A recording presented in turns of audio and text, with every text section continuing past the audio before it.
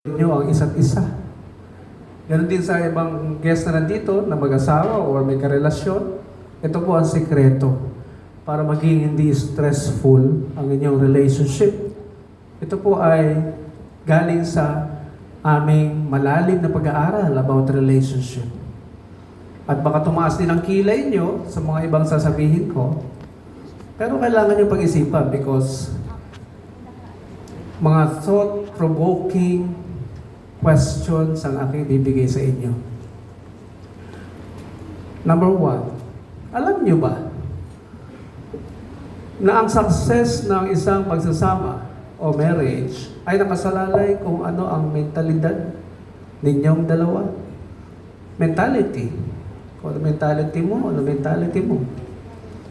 Kung isa sa inyo ay lumaki sa environment na hindi naniniwala sa perfect marriage, pwedeng dala-dala mo yun hanggang sa iyong paglaki, hanggang sa iyong pag-aasawa. Hindi ka maniniwala sa perfect marriage.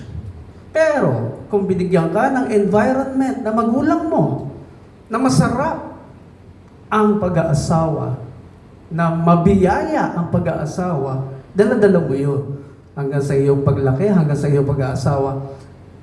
Naniniwala ka sa perfect marriage. Ang problema kapag yung partner mo ay hindi naniniwala sa perfect marriage, magi-struggle ang inyong pagsasama. Laging may stress, laging may argumento, laging merong pagkokontrahan sa isa't isa. Alamin kaya natin ang meaning ng perfect marriage. Baka doon pa lang sa definition, may problema na tayo. Perfect means alignment. Gusto mo malaman ang katotohanan ng isang salita? Define the words. Kung saan siya galing, saan siya nagsimula. Ayon kay Socrates, wisdom is the beginning of definition of terms daw. So, i-define natin yung perfect. Atras tayo pabalik. Kailan ba na-invento ang salitang perfect? Yun yung panahon na nauso ang mga panukat, measurements, width, inch, centimeter, kilo, etc. Kasi pag may ginawang produkto ang tao noon, meron niyang drawing. Sinusukat nila yan. So pag nag-match yung drawing, yung measurement doon sa produkto, they call it perfect. Doon po nagsimula yan. So anong perfect? Alignment doon sa design ng produkto. Yung marriage, anong meaning ng marriage? Yan po ay mula sa salitang gem. Two precious stones. Dalawa kayo, pareho kayong precious stones na pilit na pinag-iisa para tumaas ang value. At ang 25 years ay tinulad sa silver. Ang 50 years ay tinulad sa gold. Ang 75 years ay tinulad sa diamond. Habang nagtatagal, tumataas ang value. Yun ay kung iisa na ang inyong mentalidad. Kasi pag hindi kayo pareho na mentality, ikaw, gusto mo ng perfect family, pero yung asawa mo, hindi. So talagang struggling ang marriage. Kasi, magkaiba kayo na direksyon, yung isip ninyo. Kaya kahit anong effort mo, gusto mo sabay-sabay kayo kumain, pero yung isa hindi. Busy, nag-overtime for the family. Ano ang kailangan niyong gawin dalawa? Kailangan niyong maintindihan yung totoong meaning ng marriage. Habang nagtatagal kayong magsama, dapat naaalis na yung mga matutuming ugali.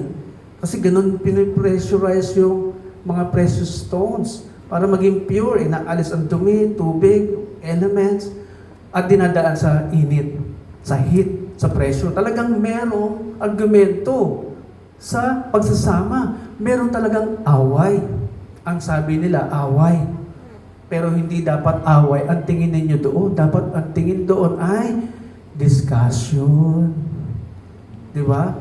Pag nagdi-discuss, walang tumataas ng boses. Di ba? Teka muna. Maganda yung point mo, pero tingnan mo tong side na to. Di ba? Ang sarap pag-usap ng gano'n, yung walang sigawan. Kasi tandaan natin, na ang male and female, pareho yung smart, powerful, may kakayahang maging successful kahit hindi mag-asawa. Pero pag nag-asawa daw, nadodoble ang success. Kaya pag magkaiba kayo ng direksyon, ng mentalidad, ang hirap kayong pag-isahin. Ang hirap tanggalin yung mga impurities. Kaya habang nagtatagal ang pagsasama, ano yung mga impurities na kailangan natin tanggalin? Yung pagiging maldita, bawal na po yan sa relationship. Yung bang sinasagot-sagot yung husband, laging kinokontra, kasi ang tingin niya sa husband niya, inferior, kasi mataas ang pinag-aralan niya. Or sabihin natin vice versa. Mataas pinag-aralan ni husband, si wife, high school graduate, ang baba ng tingin niya. Problema yun. Kung ang tingin mo sa wife mo mababa, ikaw superior lagi, problema yun. Kaya anong dapat nyo gawin? Ituring nyo ang bawat isa bilang regalo sa inyo ng Diyos na siyang susolve ng inyong problema. Alam nyo ba, na yung salitang helper na ikinapit sa babae ay galing sa Hebrew word na ezer, which means takbuhan mo yan sa oras ng pangailangan mo. Kasi yun ang pangalan ng Diyos sa oras na lumalapit ang mga tao sa Kanya for emergency reason. Ezer ang kahulugan ng helper. Hindi labandera, hindi katulong sa bahay. Naintindihan, Mark? Ezer. Mga bagay na hindi mo kayang gawin, magagawa mo together sa tulong niya. Yung mga bagay na hindi mo masolusyonan, siya yung magsusolve. Matutuklasan mo yan sa tagal ng inyong pagsasama. Hindi ko na i-specify. Ha? Gusto ko malaman nyo by yourselves. Okay? So, ano ang perfect marriage? Pagsasama ng male and female na sumusunod lang sa design ng marriage. Anong design ng marriage? Sabi ni Apostle Paul, respeto ang number one pangailangan ng husband mo. Hindi mo pwedeng sermonan yan. Hindi mo pwedeng maliitin yan. Talagang manliliit yan at hindi ka nakakausapin. Why? Because you violated his nature. Nature ng lalaki na irespeto. Bawal kang mag-shopping nang hindi niya alam. Kahit pa pera mo yun. Serious. Okay? At bawal siyang pagalitan. Okay? Bawal na bawal yun. That's a violation of the man's nature. Gusto mo malaman naman yung nature nila. Gusto mo malaman. Sila gustong-gusto nilang, sila ay laging pinapamper, inaalagaan, pinapatawad, pinoproteksyonan, binubusog all the time. Kailangan mo ng maraming puhunan para dyan. Alam niyo kung bakit may ganun silang feeling? Gusto nila, lagi silang pinapamper, sinisecure, pinapatawa, binubusog, hindi pinapaiyak. Alam niyo kung bakit? Kasi sila ay baby. Galing sa katawan mo. Kasi pwede namang gawin ng Diyos na kunin yung babae sa lupa pero hindi niya ginawa. Tayo lang yung ginawa sa lupa. Nung lalabas na niya yung babae, sabi doon sa readings natin, saan galing ang babae? Sa ating tadyang. Ibig sabihin, lumabas siya sa katawan mo, nagdesisyon kang mag-asawa at gawin siya kasama habang buhay. At dahil dinesisyonan mo yun, wala namang nanakot sa'yo, wala namang pumilit sa'yo. Di ba? Wala naman, ano? Wala, okay, buti naman. Dinesisyonan mo yan mag-isa. Hindi yan papakialaman ng Diyos, yung ating desisyon. Tayo ang naguhubog ng ating buhay. Kaya kung stressful ang marriage mo ngayon, ano ba ang pinili mong asawa kasi? O dahil bawal lumabas sa marriage, ayusin. Ha? Mapapanood niyo ako lagi sa KNJS, pag relationship pinag-uusapan, sa TV5, Good Morning Kapatid, at sa mga radio stations. Favorite nila akong imbitahan pagtungkol sa marriage, relationship, pag-uusapan. Bakit kaya? Siguro dahil may dala ako sensible answers to our problems. So naiintindihan nyo na yung perfect marriage? Pagsunod sa design ng marriage. Love ang number one, kailangan lagi ng wife mo. Alam mo, pag hindi mo na yan inaakbayan, hinahawakan, tatampo yung mga yan. Gusto nila lagi silang pinapamper, tinatouch. Napakahalaga sa kanila nung touch. Kaya pag lagi ka nasa cellphone, nag-games, problema sa kanila yun.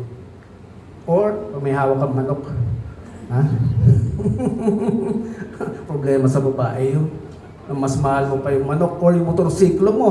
No? Sometimes, ang daming ganun lalaki, no? Mas mahal yung motorsiklo kaysa dun sa, mas maraming oras dun sa ibang bagay kaysa sa asawa. So, ayun ang pangailangan nila. Yan po ang perfect marriage. Sumusunod lamang at hindi binibigyan ng kondisyon. Dahil bawal na magbigay ng kondisyon sa marriage. Alam niyo ba yun? Nasa batas, Article 1, Family Code, marriage is a special contract. Bakit special? Kasi may ordinary. Sa ordinary, civil contract, sa mga nag-aral ng law, pwede mong ipasok yung terms and conditions mo. Ninyong dalawa. Meeting of the minds eh. Hanggat wala kayong binabiolate na law, not contrary to laws, moral, or public policy, yan ang batas sa inyong dalawa. Pagbibigyan kayo ng korte. Pero sa marriage daw, not subject to stipulations. Bawal na raw ipasok ang ating mga kagustuhan sa marriage. Hindi mag-a-adjust ang marriage sa inyo.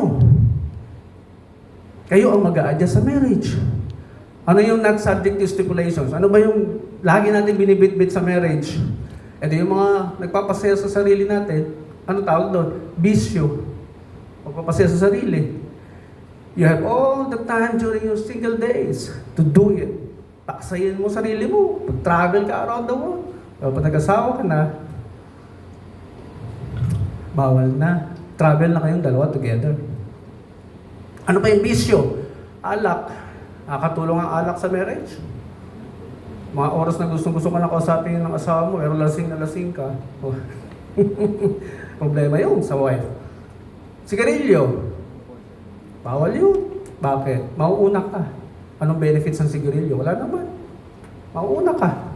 Eh, yung marriage walang iwanan. Diba? Bawal. The goal is grow old with you. Mamaya may papakanta ako sa'yo. Mag-ready ka.